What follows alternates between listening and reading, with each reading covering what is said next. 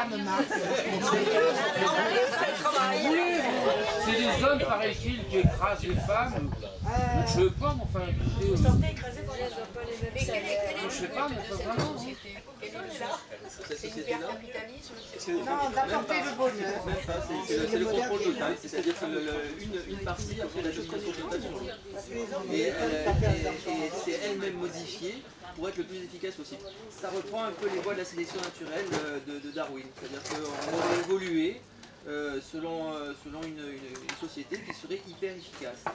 Mais bon, dans cette société. Économiquement ou économiquement pour l'argent? Efficace pour la vie, pour la reproduction de la vie. La reproduction. Et on se reproduit pourquoi?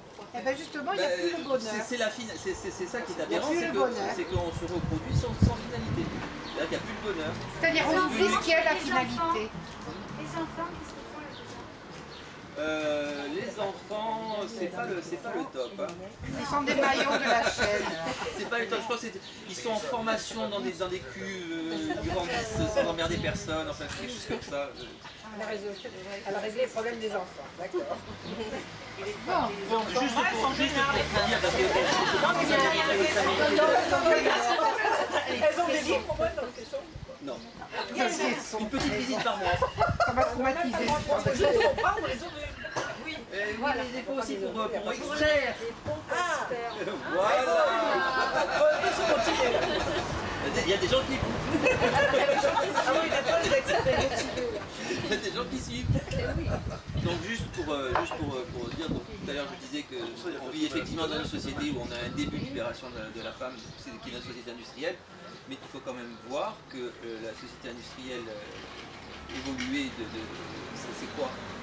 C'est 10% de la population mondiale. Oui, ils vivent comment les autres? Elles vivent comment les autres? Je suis d'accord, mais enfin, dans quel cadre social et politique Il n'y a pas de cadre. Ah, c'est la science-fiction. Oui. C'est un cadre unique. C'est une critique de la domination de l'homme. Bon, mais c'est vrai que c'est un grand classique.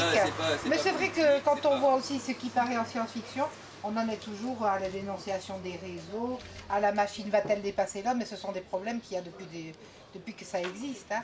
Je veux dire, depuis le début depuis Frankenstein, on a toujours les mêmes thématiques. C'est une thématique qui revient assez souvent. Le bonheur, quel est-il, quelle forme trouver, quelle est la place laissée et quelle est la finalité de la vie? Est-ce que c'est d'assurer à tous un confort ou est-ce que c'est d'apporter le bonheur? Et là, c'est encore une variation sur le même thème.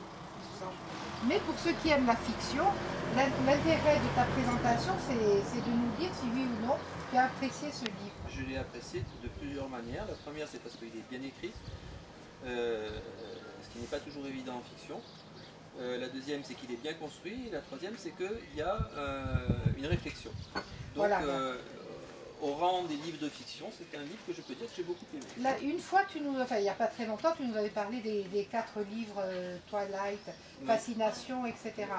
Est-ce que tu as eu autant de plaisir, par exemple, à lire un livre de ce type Non. Non. Non, j'ai lu les 4 parce que j'aime bien lire et que d'ailleurs, après les avoir lus, j'ai décidé que sur les 4, il n'y en avait que 3 qui étaient lisibles. Il y en avait un qui est une... On se demande ce que c'est. Alors et le Twilight, bon, bah, c'est un récit d'amour. Par exemple, ce n'est pas de même qualité. C'est bien mieux, Twilight. Ah, absolument pas. Non, voilà, voilà, d'accord, c'est ce que je voulais.